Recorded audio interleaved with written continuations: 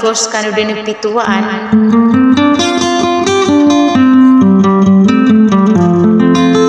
Sa aya din amo baloy ami pito akan narkan masuk akan ganyo ko sariyang torumukan mo suara ko. Makapangulalan sa iroy nagagawa na pananadan.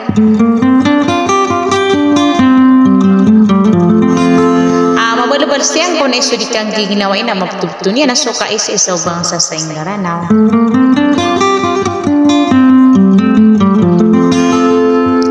Sagian kay ko nakanagyus inagyusan nga kalalaman yung singaran yan na sa putrepin dari daya di mantis saranaw ba nga mamantiya.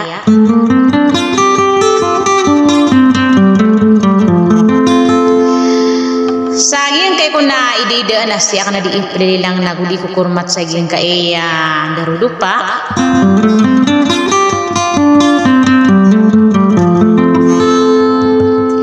Aya din na sumanguda sa simpulan na naguyang kay balayan ko para Prinsesa Umayra.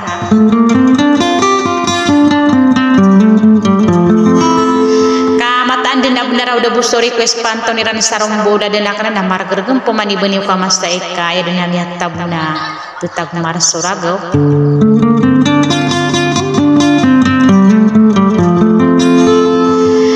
Sa wana dia kanu kita rotop ko pumagulaw-law na kung mga idida ako na napatirotop ni ran so di kang ginawa isa katawan niya manebda kalbis sa sila nagpawin na so kadnan tanon niya din sa katay na pamakinigin sa tutang kay ni Sudi wassalam.